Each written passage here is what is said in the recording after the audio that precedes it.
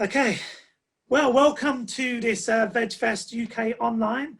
The VegfestUK Wildlife Summit is hosted by Humane Wildlife Solutions and Animal Aid. And today we have the amazing Hunt Saboteurs with us. So we have Kate. Hi. And Violet. Hi.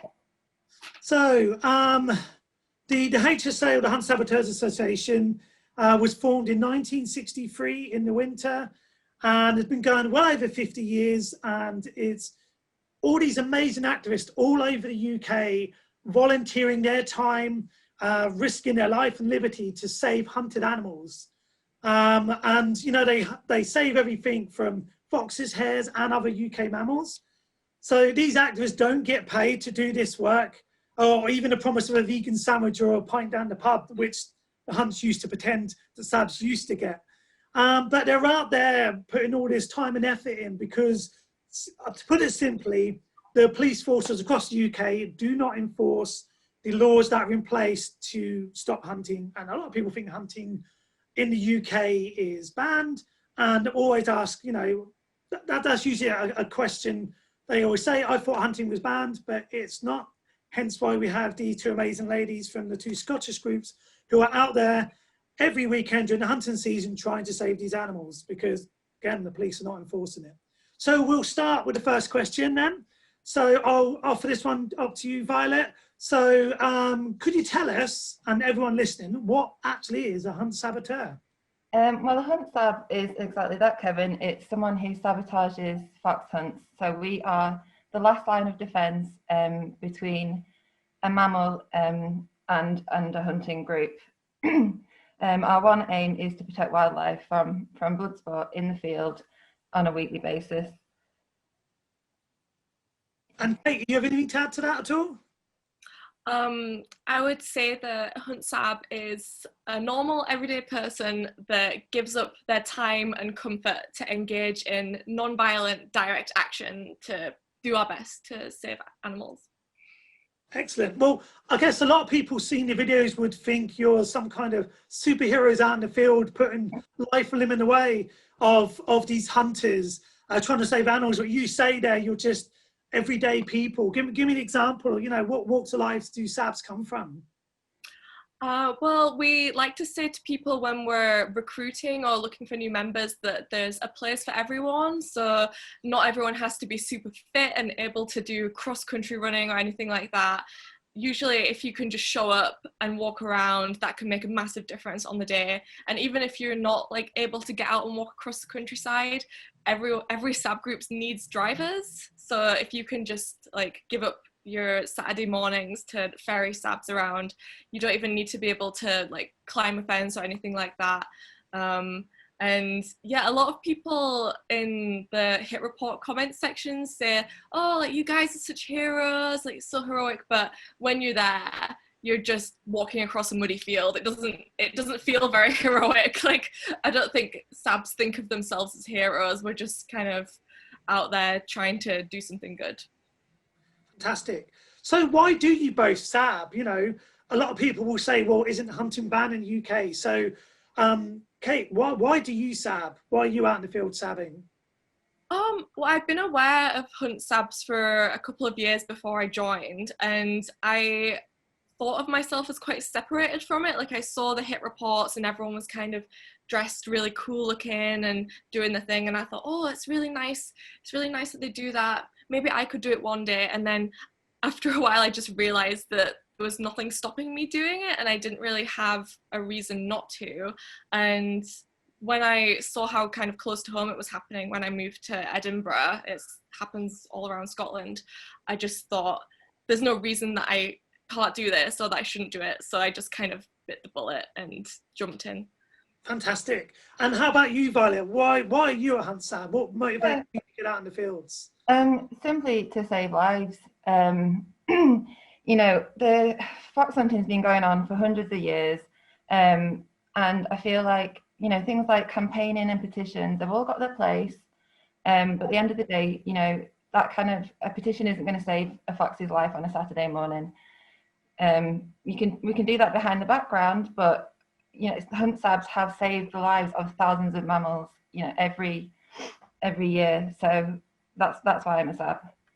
Fantastic. And so to give kind of like first-hand sort of documentation as well of what's actually going on, because I think the public don't realise, as we've touched on, and I'm sure we'll touch on again, there has been a ban, and the public have taken that in good faith. But you know, what we see, myself and Kate and all the other saboteurs, is that this ban is near ineffective. So we need to be there to stop the deaths and document the atrocities that go on.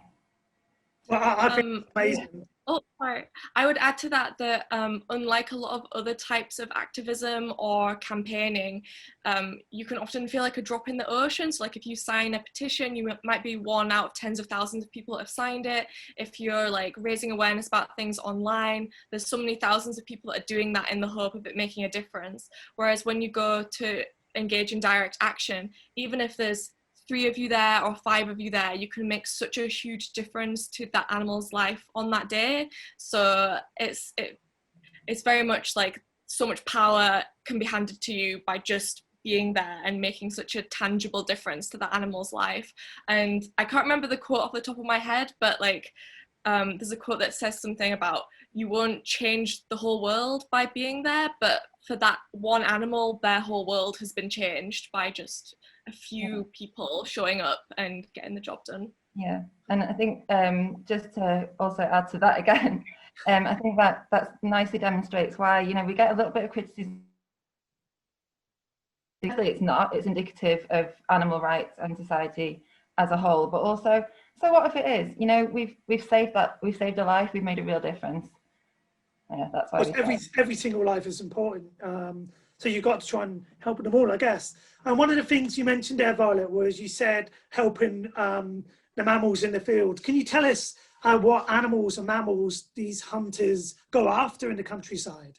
Yeah, well, there's a few different mammals. The ones we deal with mostly are fox hunts. There's nearly 200 fox hunts up and down the UK that go out many times a week. So foxes, but we've also got stag hunts, more predominantly in the south of England. We've also got the badger claw, which isn't quite the same as hunting, but it's certainly killing mammals unlawfully, for which sabs are again the first line of defence, and also bird shooting. Right, so there's pretty much nothing in the countryside by hunts or shooting. Fair game to the tourists. Can you remember, I'll go to Kate with this one first. Can you remember what your first sab was like and how it made you feel when you're out there?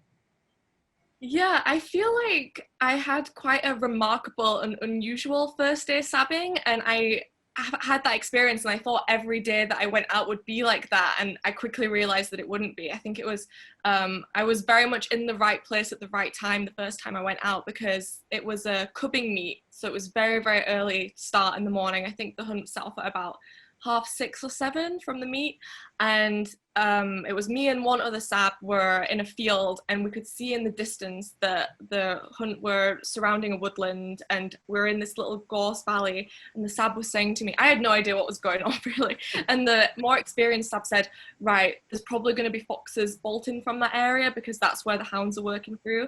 And I was in this little gorse valley, and there was a shooter stood in the distance, and we just heard this rustling, and there were a few hounds going along the top of this gorse, not in cry, they weren't making any noise. And then probably about 10 yards away from us, we saw this giant, well, I said giant, I'm remembering it very dramatically, a very large dog fox like jump into this little ravine.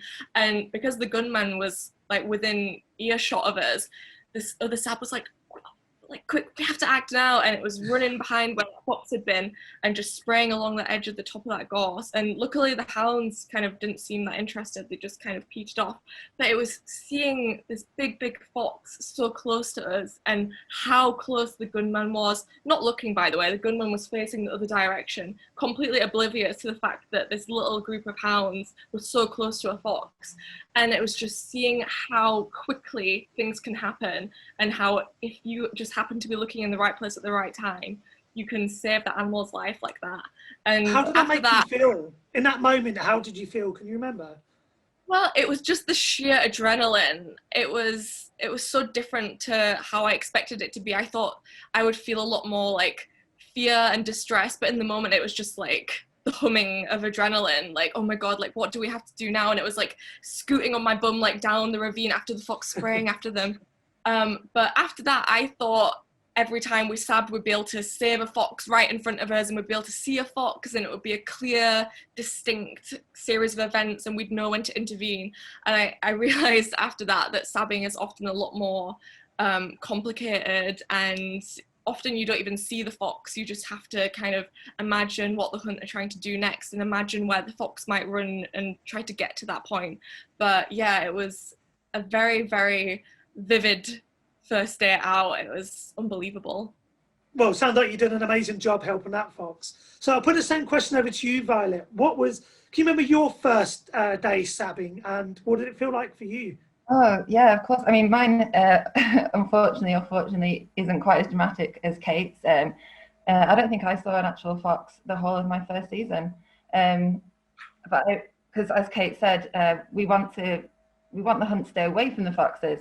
So we do that, you know, through different methods of confusing the hounds off the foxes sent before they've hopefully even got to the fox. So rambling a bit now. But I was I was nervous, I was cold, I was confused. I remember being in a woodland in Fife, and all of a sudden the hunt just rode through, and you can just hear almost like the ground shake and the galloping, and I was in awe of them. You know, if you for want of a better word, it's quite a spectacle, and it's a different world. But I also felt taken care of, and the adrenaline was still going. But you know, I still get those butterflies when I hear the hooves of the hunt, and now I'm a little less confused, hopefully. Well, fantastic. Okay, I'll keep with you for this one, Violet. Can you talk us through what a day in the field's like for Sabs? So just run us through. We're in the middle of, the end of October, so we would be in what is known as autumn hunting, or cub hunting as it's known widely. Run us through what would happen in a typical day. So cub hunting is slightly different to main season in that the hunt are in pursuit of young foxes, and that's to train their young hounds to learn how to hunt with by pursuing inexperienced foxes, getting a taste of blood for the hounds. So as this is illegal and pretty unsavory, it tends to happen sort of more unsociable hours of the day. Also because that's when the scent is best for the hounds. So this like more early morning and late evening. So we don't know when it's going to be, basically. So it's a lot of kennel watching, and from that, you know where the hunt is going to be hunting that day. So we could get there sort of anywhere between 4 and 6 a.m. And then it's a lot of sitting and waiting around. You know, sabbing's not all action-packed. It can be quite boring, but you have to be prepared for that. You know, if you want to save lives, it's not all about being the hero in the moment. So it's kennel watching, and then we, from there, we can follow the hunt to the covers they're going to be hunting and hopefully intervene to save the lives of those young foxes. Would you say it's a very long day then? No, clubbing's over and done within a couple of hours, unlike main season. Yeah, it's quite high energy. It's quite stressful when when it actually starts to happen. But they only hunt a small area, again, to make it easier for the hounds and harder for the fox. It's not about the chase.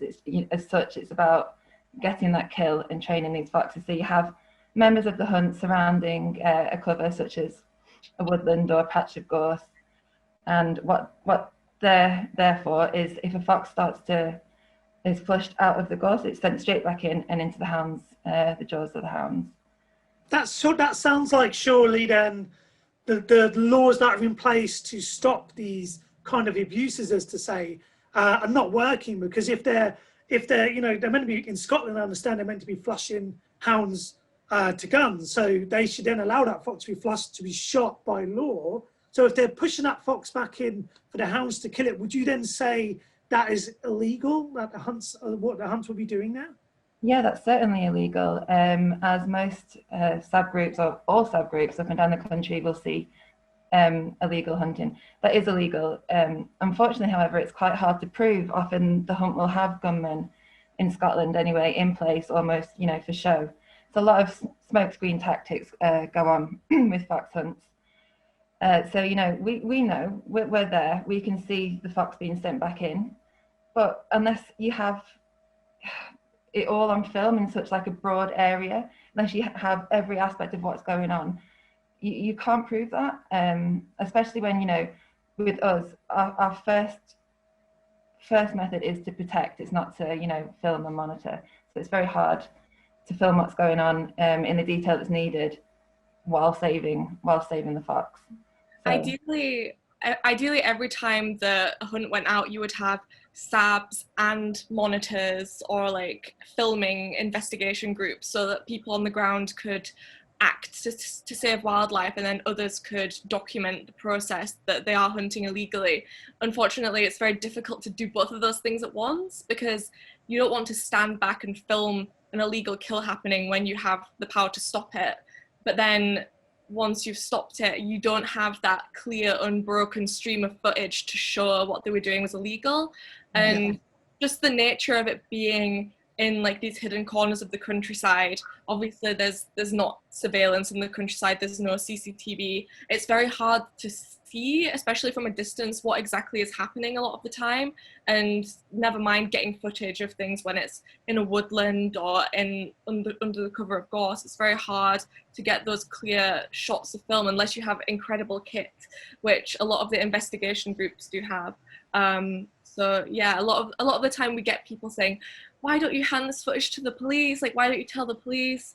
And even if the police were acting impartially, which we often see that they're not, and they're often siding on the side of the hunt, even if the police were doing their job, you need this almost documentary level of footage showing that the huntsman knows what's happening, that he's encouraging the hounds, that the hounds are chasing a fox across open ground with the intention to kill. It's very hard to get every single tick box in one bit of footage that's not several bits of footage gathered from the day. So yeah, it's almost a bonus if we get good videos and films, but it's not what we're there to do on the day.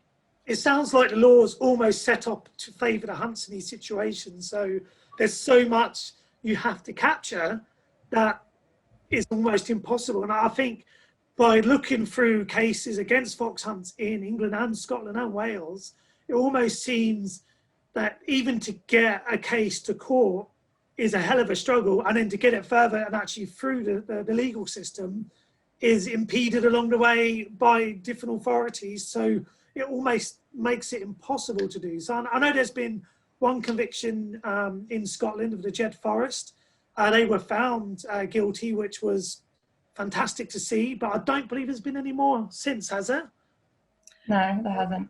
I don't think so in Scotland. And also the punishment that they get as well is often a slap on the wrist. And Johnny Riley, who was convicted of illegal hunting, he was just back out hunting again as if nothing had happened. So that's why even if you manage to get the footage and the incident to court, it's not going to be the be-all and end-all that stops people hunting foxes. That's why there kind of always needs to be people on the ground to be that line of defence. Well, thank goodness that people like you two are out there helping these foxes, because it sounds like everything's set against them. Okay, so we're going to have a bit of a mix-up on this time with the questions. I'm going to ask you both, and if you keep the answer as short as possible, as short and bullet-pointed. So we'll go with Violet first. What do you like and what do you hate about being a SAB? This is an interesting question because I both hate and love sabbing. It's horrible. You see horrible things. You're cold, you're muddy. I don't want to be doing it, but at the same time, I love it. I love the people that I've met. In the nature of it, we have to have each other's back. We have to have that sense of community. I love it for that. I love it for the adrenaline and for feeling like I'm making a real difference. Well, it sounds like you do make a real difference saving lives. I mean, I guess when most people are in their beds on a Saturday morning, as people like you two out there with your comrades actually saving lives. You know, what more could be more worthwhile to do in your own time? And I'll take the same question over to you, Kate. What do you love and what do you hate about being a Sab? So apart from people, which is the obvious part to love, like the Sabs are the most passionate, weird and wonderful people you'll ever meet. I'd say what I love is getting a radio call saying the back of the meat, like they're finished, and it's that feeling of yes, finally, like brilliant, especially if it's been a day with no kills. And obviously managing to save a fox and see that fox has got away by the time that they pack up at the meat is a great feeling. I would say the worst parts, other than the obvious, like the horror of the kill and being too far away to stop the kill, that's like one of the worst feelings in the world, when you can hear it happening in the distance and you're just like disoriented and you can't get to that right place at the right time. That's an awful feeling. And also the kind of the anticipation of going out is really bad for me, like the nervousness and the dread and thinking about the worst case scenarios, whether it be foxes being killed or Sabs being attacked. Like your mind just goes to the worst places imaginable. Yeah, I'd say the anticipation of going out sometimes feels worse than when you're on the field and you're with your friends and the adrenaline is keeping you going. It's overthinking. Well, I've got to say, the bravery and determination you two spoke about today, it sounds like you're going out there into such a horrible mind mess of situations which affect you both physically and emotionally. So it's really impressive that you both go out and you know you're going to face these horrors almost, and yet you still go out there. So hats off to you if I had a hat. Okay, so I'll put this one to Violet first, and then I'll get you, Kate, to answer the follow-up question. So Violet, do you think hunting will ever be banned for good? And I say banned because a lot of people don't think it's banned, and hunts still continue, it seems, like there is no ban. But do you think it will be banned one day for good? I think it's important to note that it is banned as far as the public's concerned. Hunting with dogs was banned in the 2004 Hunting Act. However, the important caveat is that you can still pursue these animals with the hounds. That's totally legal. Yeah, the public weren't really privy to that information, and that's why I think they've all been placated into thinking, oh, why do Sabs exist? You know, fox hunting stopped many years ago, and that's why there's a lot of loopholes that the hunts can get through, such as the hounds got away from us. We lost control, or we were laying a trail, an artificial trail, and again they accidentally pursued a live fox, and that's enough for them to get away with murder. Do I think it'll ever be properly banned? I have to say yes. Like, I've got to be optimistic about it. I've got to keep that belief that it will be banned, but I think it's going to be a very long process. It's going to be a very long process because, if it was as simple as what do the UK public want, it would be banned. I think it's 84% at the last count wanted fox hunting banned, yet here it still is. Here we still have this mess of legislation and people like myself and Kate having to go out every week. So I think it can be banned, but I think we've got a lot of work to do. We've got a lot of work for us to keep the public updated, keep them in the loop with what's actually happening, and then keeping the pressure on. We can ban it, we just can't take our foot off the pedal yet. Okay, that's really interesting, and I agree. I think it should be banned. It should have been properly banned from the very beginning, because you don't outlaw or ban something but allow it to continue through loopholes just doesn't make any sense. So over to you, Kate. What do you think it will take? What do you think needs to change for there to be a complete ban? And do you think there ever will be a complete ban when there's no hunts going out at all, when it's completely outlawed and they're not even allowed to take hounds into the countryside to even recklessly kill foxes? I feel like there needs to be more awareness being generated that fox hunting still happens, because I think such a giant percentage of the population are already against it in theory, but if they saw viscerally how much of it is still happening week in, week out, I feel like we could really put the pressure on politicians to kind of not be such cowards and actually ban it for good without all of the ridiculous loopholes. And you have to be optimistic that that will happen someday. I feel like Scotland are a couple of steps ahead than England and Wales in terms of it moving in the right direction towards being fully banned, but you can't hold on to hope too much that they're going to get there anytime soon.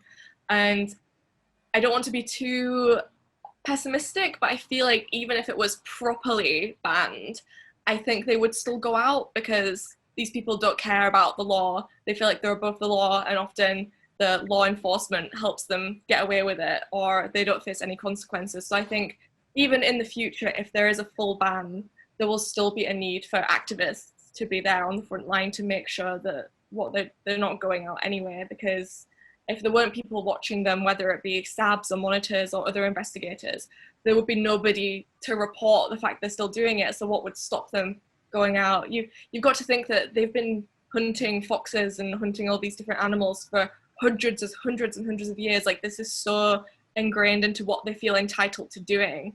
And I don't think that just saying that it's banned will stop them. I really do think that they would disobey it. And that's why I sadly feel like there will always be a need for SABs to be out there.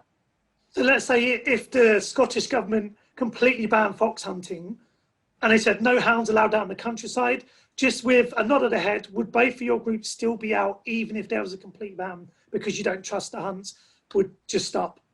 You just get the sense that they're not gonna care if there is a full ban. They're gonna go out anyway. So in theory, it would be a bit easier for us to get them convicted, but I reckon that they'll just try to hunt forever because they love it so much.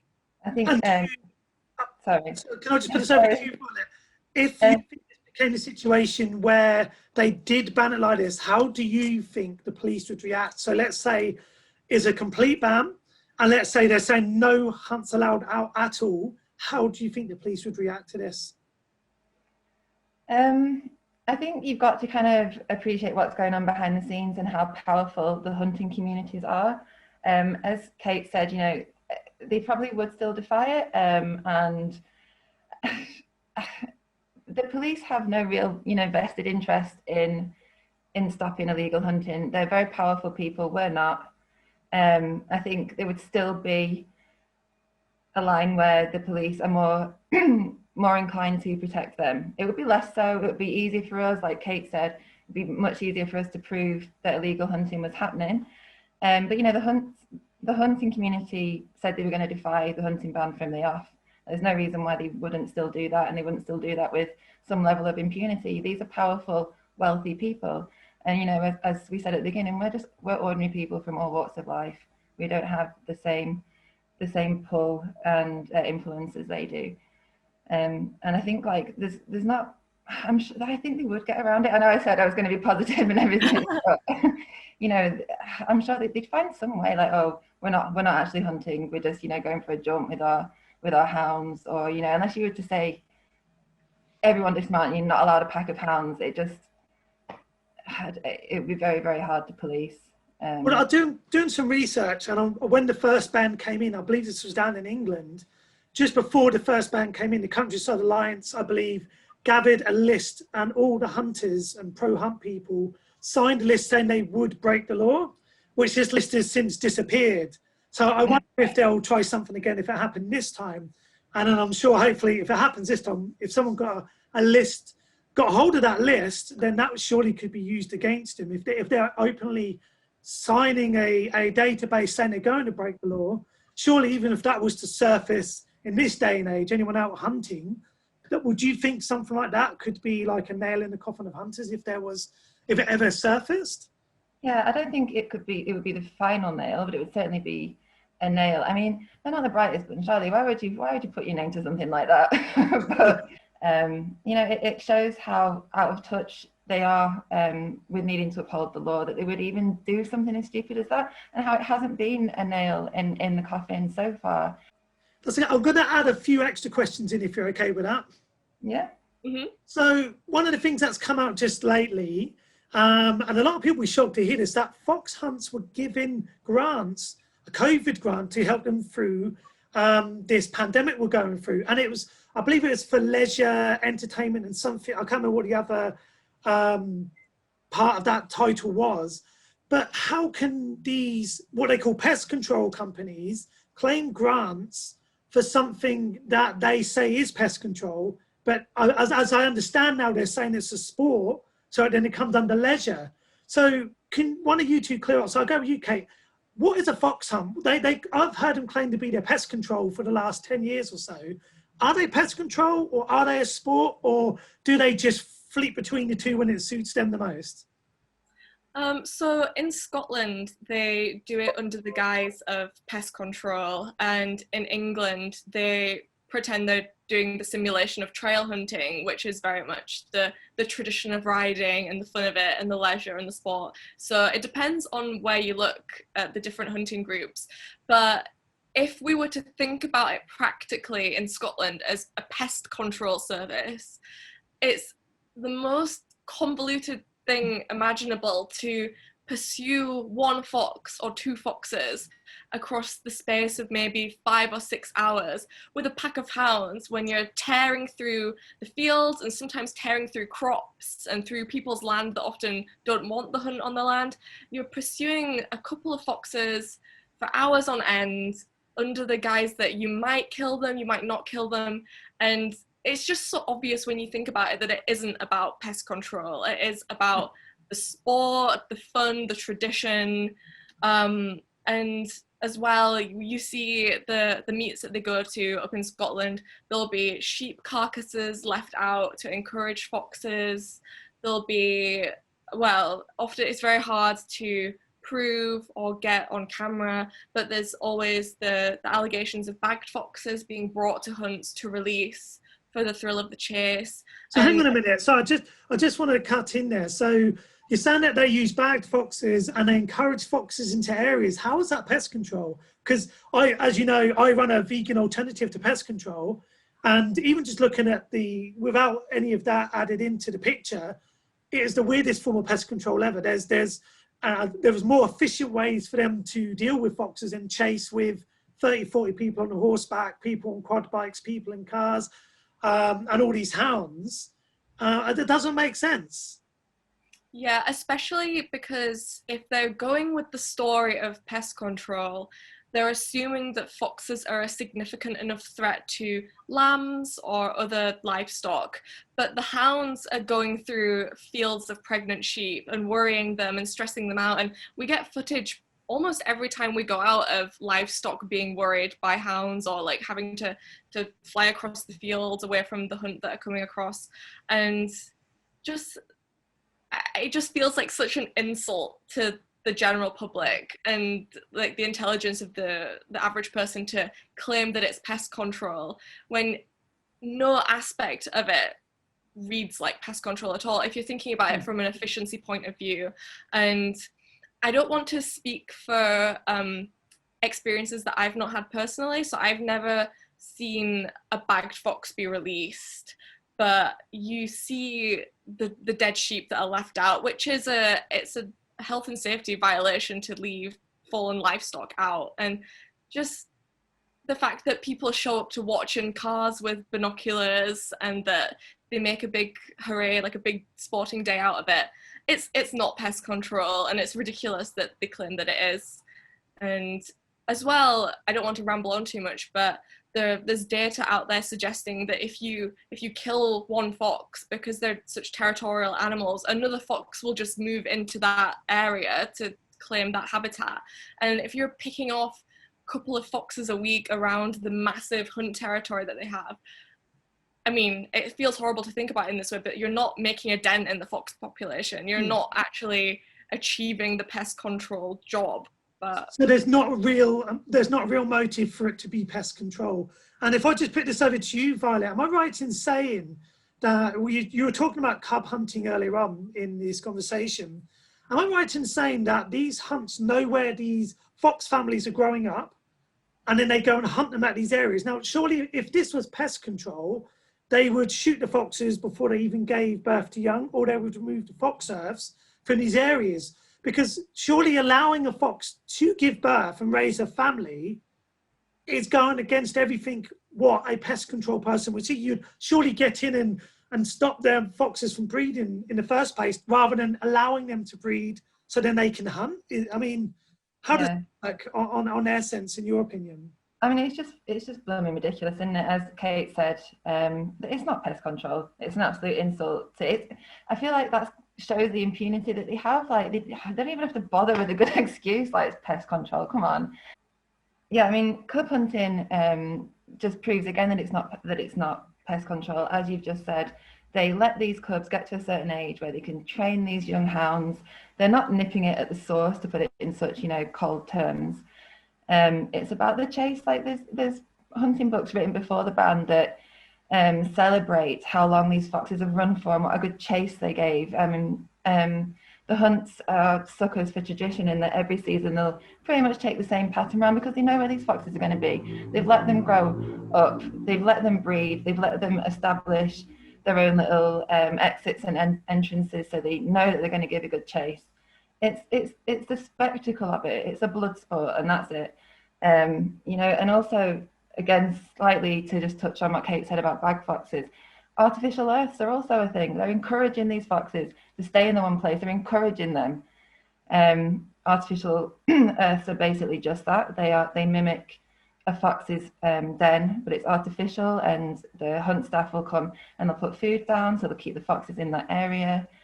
Sometimes they'll block up the earth and then they'll unblock them on a hunting day, so the fox can give a good chase for the hounds.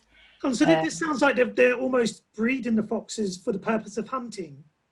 Yeah, that's one way to put it. That would be quite right. I can't remember which hunt it was now, but several years ago, it made the news that the hunt was literally breeding fox cubs in one of their outbuildings to release, I assume, as bag foxes.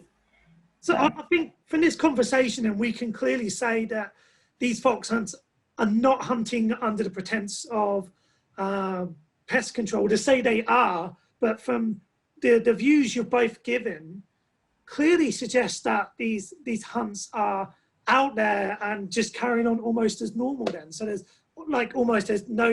there has been no ban in their mind, and they'll act like there has been no ban. Would that be a fair statement? Yeah, absolutely. That's a fair statement. I obviously didn't, not obviously, but I didn't sab pre-ban. It was too long ago for me. But from what slightly older sabs have been saying, it's almost the same. It's a little bit easier for our side, but it's pretty much the same. They act the same way. They just know. I feel like in Scotland, they'll always have the alibi of the gunman being there. So if that gunman stands on a hill, it doesn't even matter if his gun's loaded or if he's ready to shoot. They'll just say, oh, look, he's there, he's ready, we're hunting legally. And it's so easy with the current ban for them to just do the bare minimum and get away with it.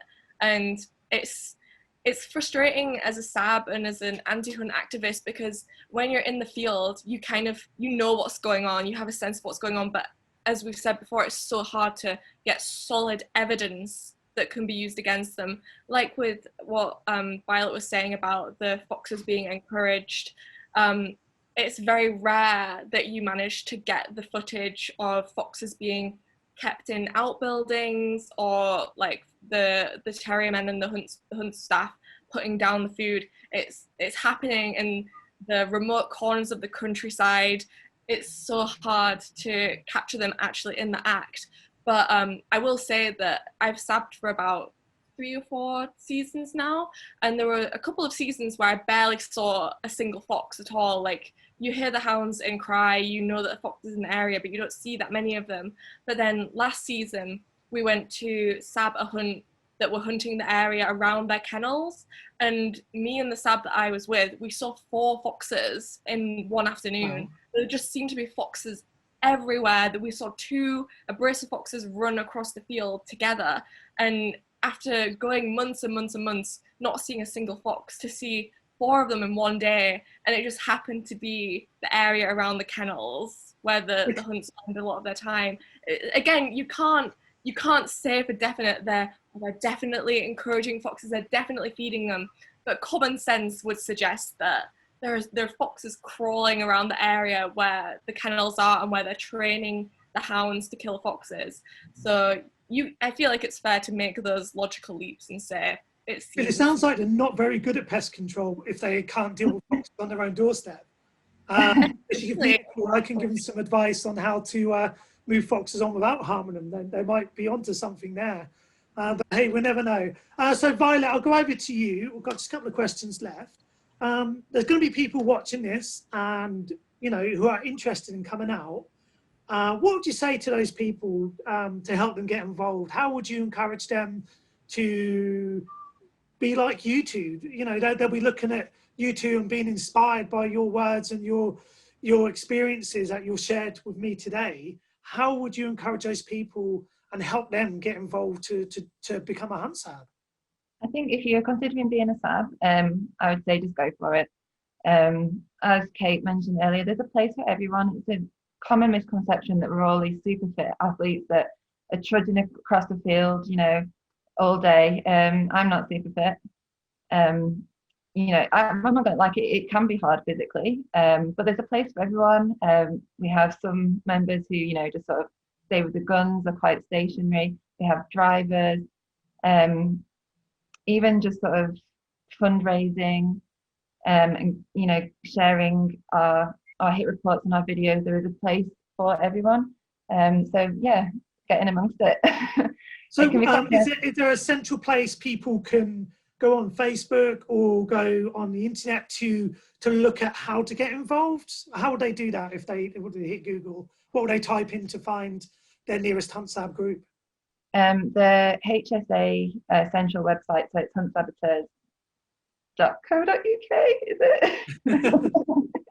I'll put it down in the comments when this video goes live.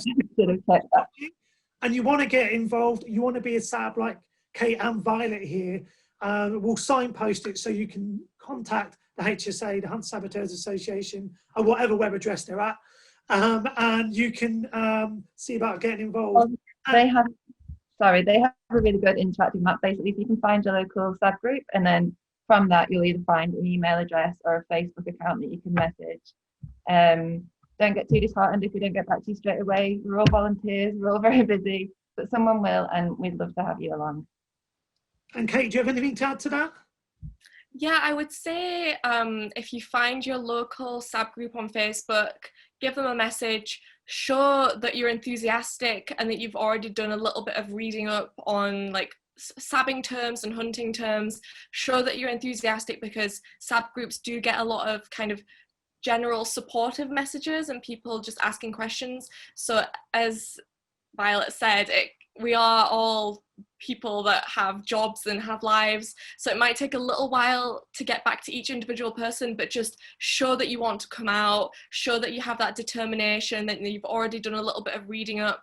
And I would also say learn about your rights. Once you're out in the field, it's good to know that you don't have to speak to the police if they stop you unless there's like specific sets of circumstances. Learn about the Hunting Act, and so you can identify when it is specifically illegal hunting that is happening. Learn about the loopholes. There's lots of kind of theory to learn as well as kind of experience on the field. There's different voice calls that the hunt use to direct the hounds. It's really helpful if you learn what the different shouts and calls mean. And same with hunting horn. When you first start going out, all of the horn calls might sound the same because they're very similar to each other, but each of them has a very specific meaning on what the huntsman is telling the hounds to do. So there's a lot of kind of homework to do, as well as physically getting out there and learning experience from the ground, because every single time that you go out, it's really different. It's really hard to prepare just by explaining what a day is going to be like, because it's so much kind of spontaneous decision making. There's no two sabbing days that are alike, so you just have to be prepared to go out there at the start and be totally confused and scared, but know that every time you go out, you're going to build on that experience. So if someone was to contact one of your groups, and that sounds like there's a lot of research for them to do, does the group help them through that as well and point them in the right places and kind of educate and train the Sabs as well? Because I'm just trying to picture someone who's never done this before. They contact you, or they hear you saying they've got to read all this and research that. will the groups help them that they contact to learn all this stuff and teach them how to be a SAB? So it can sound quite daunting, but is there a support mechanism within the groups to help new people interested? Yeah, absolutely. It is quite daunting. Like with sabbing, there's always something you can be learning. There's always something you could be improving upon. But, you know, we're all volunteers and people dedicate however much time they want to dedicate. Sometimes it is just going out on the Saturday. Other people choose to do several hours a week on it. You know, it is up to you, as long as your dedication is there. And yeah, we'll help you. Like, I didn't know my arse and my elbow, like the first season I went out. But it's one of those that you will pick it up as you go along, and people will, you know, you'll be buddied up with a more experienced person in the field. Like, no one's expecting you to be shoved into the deep end and go and save a fox, you know, on your first try. Well, you'll be looked after. All the resources will be given to you, and whether you want to practice them, that's really on you. And also, Scottish SABs have been doing a training camp. We couldn't do it this year because of COVID, but some Grampian SABs have been been putting that together, which has been amazing. Great. Yeah. Yeah, it is great, and it's good for morale, and it's certainly good for learning things in the field. Well, Violet and Kate, I thank you so much for having this interview for the VegfestUK Wildlife Summit.